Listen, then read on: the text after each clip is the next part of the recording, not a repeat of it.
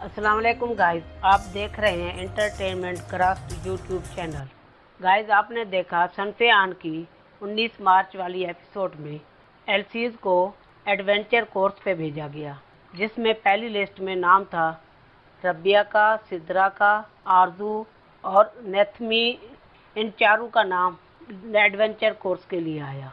जब ये लोग एडवेंचर कोर्स के लिए गईं तो आपने देखा ये वही काकुल में या चराट में कहीं पे भी एडवेंचर कोर्स नहीं हुआ।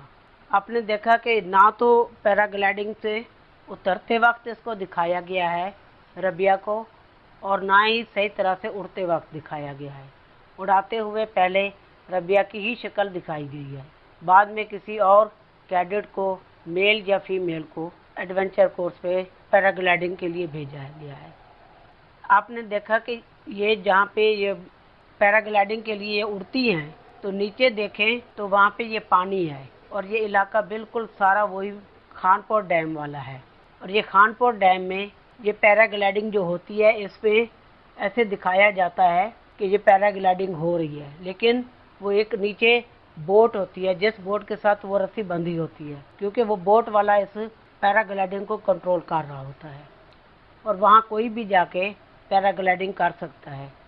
असल में इसको पैराग्लाइडिंग वहाँ कराई गई है क्योंकि ये देखें सामने नीचे पानी है, और इधर एक तरफ तो ये दिखाया जा रहा है कि बादल है।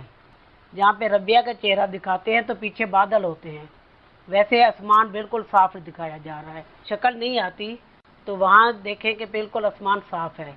इससे साफ ज़ाहिर होता है कि ये रबिया पैराग्लाइडिंग नहीं कर रही। लेकिन अगर पैराग्लाइडिंग की इनको ट्रेनिंग दी जाती इन अदाकारों को तो बहुत अच्छा ये इंजॉय करती, इंजॉयमेंट होती है। लेकिन ये होता कुछ मुश्किल ही है। पैराग्लाइडिंग करना आसान नहीं होता, मुश्किल होता है।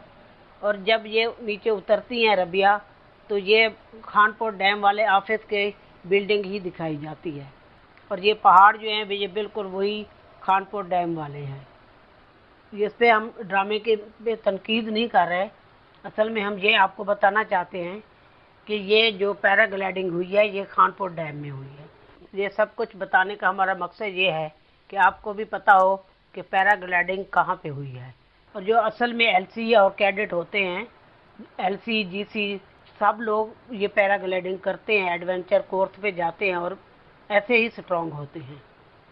इसी 19 मार्च वाली एपिसोड के बाद आगे कहानी का रुख कुछ चेंज भी हो रहा है। ट्रेनिंग तो अपनी जगह पे, लेकिन जो इसके अंदर दिखाया गया है, जैसे किरण की सास है, वो उसको समझा रही है, उसको बताती है कि उसामा के साथ तुम खिंची खिंची क्यों रहती हो, और वो बड़े प्यार और इखलाक से उसको समझा रही है। ये उसकी साबका सास है, ताकि जो इसका खामन शहीद हो गया है उसको अगर दिल से नहीं भुलाती, लेकिन उसामा के साथ तो अपना इखलाक अच्छा रखे और प्यार मोहब्बत से रहे, ताकि इसका असर उसामा पे भी ना पड़े और छोटी बच्ची पे भी ना पड़े।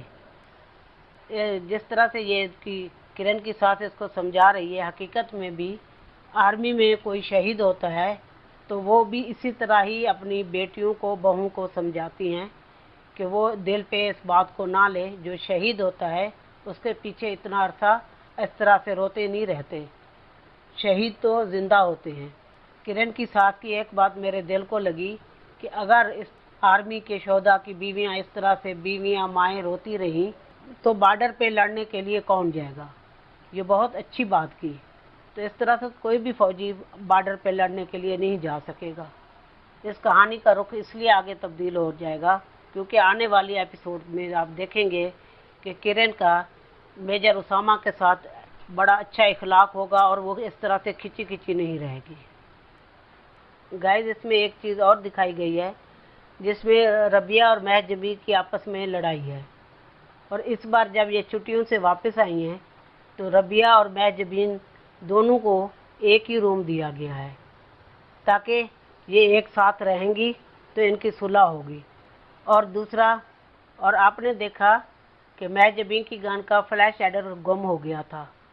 मेजर सामिया ने फ्लैश एडर के लिए महजबीन को बड़ा सख्ती से कहा कि फौरी तलाश करके, और कोई एलसी वापस नहीं जाएगी जब तक इसे तलाश करके नहीं ला सकती। तो आपने देखा कि ये फ्लैश हेडर कौन लेके आई? रबिया और महजबी की आपस में लड़ाई है, तो ये रबिया को ही क्यों मिला और किसी को क्यों नहीं मिला? क्योंकि इन दोनों की आपस की लड़ाई है। तो रबिया ने जब वो दिया मेजर सामिया को, इसमें महजबी हैरान हो गई। फिर महजबी ने जो एक बहुत ज़बरदस्त डायलॉग बोला था, उसने कहा था कि इसका बदला मैं इस तरह से नहीं उतारूंगी, मेरे उतारने का कोई और तरीका होगा। यानी कि ये भी अपने इस एहसान का बदला उतारेगी, जो इस तरह से इन दोनों की जो आपस में गलत फहमियाँ हैं वो भी दूर होंगी। और जो इनकी जिस तरह से रबिया की मंगनी टूटी थी और ये जो महजबी ने जो इशू खड़ा किया था, ये सारे मसाइल आगे हल हो जाएंगे और इन दोनों की आपस में फिर से दोस्ती हो जाएगी। और गाइस, इसमें आरजू का एक इशू दिखाया गया है। आरजू को नौरोज़ बहुत धमकियां दे रहा था और वो समझ गई शायद मुझे नौरोज़ ने जो कहा है इसकी वजह से शायद मेरी जॉब चली जाएगी, मुझे आर्मी वाले निकाल देंगे। लेकिन इस तरह की छोटी छोटी बातों से आर्मी वाले नहीं निकालते। वो तो उसको डरा धमका रहा था कि इस तरह से मैं इसको डराऊंगा तो शायद ये मेरे प्रेशर में आ जाएगी। आरजू जब इस टेंशन में आएगी तो वो सही तरह से ट्रेनिंग नहीं ले सकेगी और परेशान रहेगी। हो सकता है कि इसकी जो रूममेट है इस मामले को हल करे और इसकी टेंशन भी दूर हो जाएगी और फिर आरजू की नौरोज़ से जान छूट जाएगी, एक हौसला आ जाएगा और वो नौरोज़ की बातों में नहीं आएगी।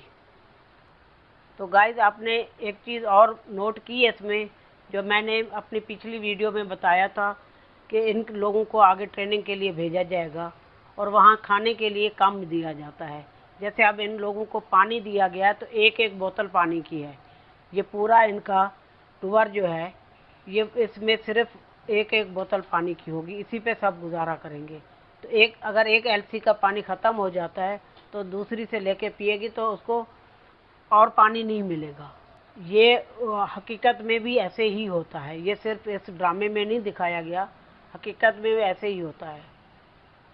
फायरिंग में भी आपने नोट किया, हर एलसी को एक गन दी जाती है और ये जब फायरिंग करती हैं अपने टारगेट पे सही तरह से निशाना नहीं लगा सकती और एक एक एलसी ने 3-3 फायर चलाने होते हैं। माशाल्लाह, देखें कहाँ टारगेट है और कहाँ निशाना लगा है।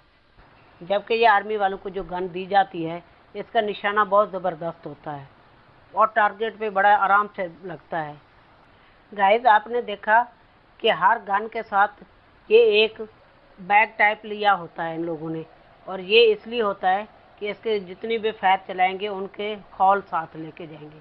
खौल जब जमा कराए जाते हैं तो ही ये सबूत होता है कि ये इतने फायर इन्होंने किए थे। ये लाजिम होता है, ये अब आर्मी में खौल जमा कराने होते हैं। सिर्फ वही लोग जो गन उठाते हुए घबराते हैं, गन चलाते वक्त घबरा जाते हैं, उनसे निशाना टारगेट पे नहीं लगता। गाइस, आप देख रहे हैं entertainment craft YouTube channel. Episode के लास्ट में आपने देखा कि तमाम एलसीज को हार्डेड वाला रास्ता क्रॉस करके जाना था और इतने मुश्किलात से गुज़र के ये सारा कुछ क्रॉस करके इन्होंने जाना था। इनके लिए ये टाइम भी फिक्स होता है कि इतने टाइम में आपने टारगेट होता है कि वहाँ तक आप पहुँचे। ये जो जितनी भी एलसी दिखाई गई हैं, जो अदाकाराएँ हैं, इनमें से देखते हैं किसको इस लास्ट टेस्ट में किसको निकालते हैं। लेकिन हकीकत में जितनी भी एलसीज या जीसी होते कैडेट होते हैं, एलसी या जीसी कैडेट होती हैं, उनमें जो ये टेस्ट पास नहीं कर सकते उनको आर्मी से निकाल दिया जाता है। ये लाजिम नहीं है कि सब पास कर जाएं, कुछ लोग ये टेस्ट पास नहीं कर सकते, जबकि आईएसएस भी पास करके आते हैं। फिर इस जगह पे आके ये फिर कुछ कैडेट ऐसे होते हैं जो रह जाते हैं, फिर उनको निकाल दिया जाता है आर्मी से। गाइस, अगर वीडियो पसंद आई हो तो इसको लाइक करें, मेरे चैनल को सब्सक्राइब करें, दोस्तों में शेयर करें। ऐसे दोस्तों में ज़रूर शेयर करें जो पाकिस्तानी ड्रामा देखना पसंद करते हैं। अपना बहुत सा ख्याल रखिएगा। फिर मिलेंगे एक नई वीडियो के साथ। अल्लाह हाफिज़।